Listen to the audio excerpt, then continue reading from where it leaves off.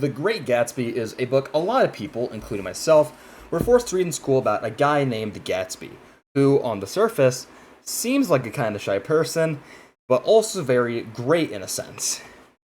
But once the main protagonist, Nick, gets to know him, he realizes that Gatsby isn't as great as he seems, or at least in the ways originally described, and has made up quite a bit about himself, like how his parents are dead, while he, Gatsby, tries finding perfection.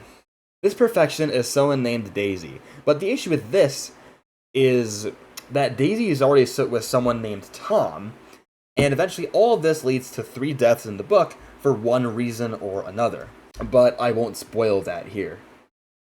I feel like another important character is Tom, believe it or not.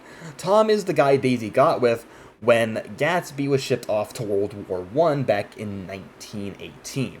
And by the time Gatsby got back, he realized he needed to get Daisy somehow. This is where Tom comes in. Since Daisy is with Tom, he tried as hard as he can to have Daisy not go back over to Gatsby, but it ends up not working out for either of them, actually. Tom really advances the story in a pretty nice way, at least when the action truly starts. So, there's that, I guess. Speaking of that, this book has an absolutely massive flaw that I should probably address. That flaw being that the actual story doesn't start until literally 2 entire chapters into the book. Like, there's 2 entire chapters of pure exposition and context.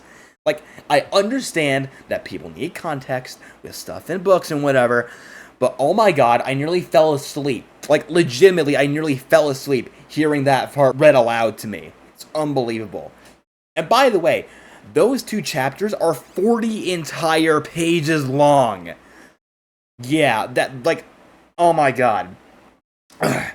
But, you know, at least we have a really exciting part. And that exciting part is, you know, is the climax. Because that's when all 4 or 5 of the characters go into a hotel, and Tom gets into a fight with the Gatsby. Like, if that isn't interesting, I don't know what is. Like, Tom starts yelling about how Daisy always loves him or some crap, while Gatsby eventually gets fed up with it and I think starts actually fighting Tom. Yeah. Next up, I want to talk about the themes of this book. There are a couple of them scattered throughout this, so yeah. Firstly is the envy bit. Gatsby is clearly envious of Tom having the person he, Gatsby, loves more than he does to her.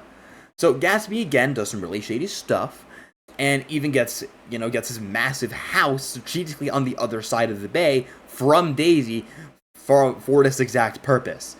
This also ties into the pursuit of the American dream, actually, which is another thing this book explores. Gatsby has everything.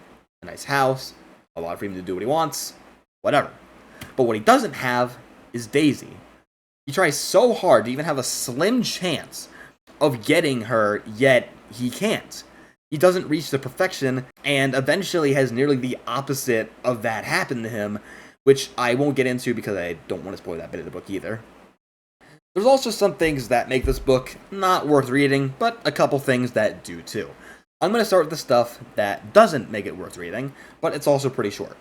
So, the things that make this book not worth reading are, 1, the actual story doesn't begin until literally chapter 2, and 2, it's a very slow book in general, actually. Things happen unbelievably slow due to all the context behind this stuff in the book. And that's actually about it for all the stuff that makes it not worth reading. What does make it worth reading, however, is 1.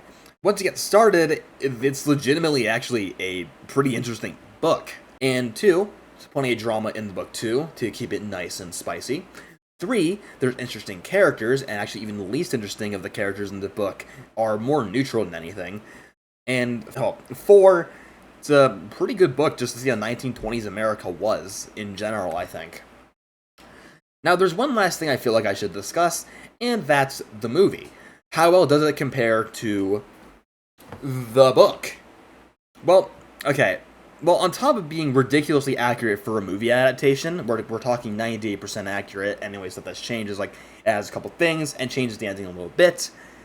It also just portrays the characters incredibly well, and adds some great visuals of things you just might not catch in the book originally, which actually helped me understand quite a bit of what happened in the book. The only just minor issue, which can really be completely written off, is that Gatsby's house, I think, just looks a little bit too modern for 1920. You know, because I imagine it being at least a little bit more rustic, but to be completely real, that's always how I imagine old houses anyway.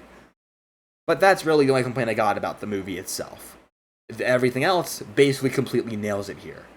So, yeah, this was my review of The Great Gatsby, and overall I give it like a 3.5 out of 5. It's not bad, not phenomenal, but, at least I got the ending bit, which is pretty good.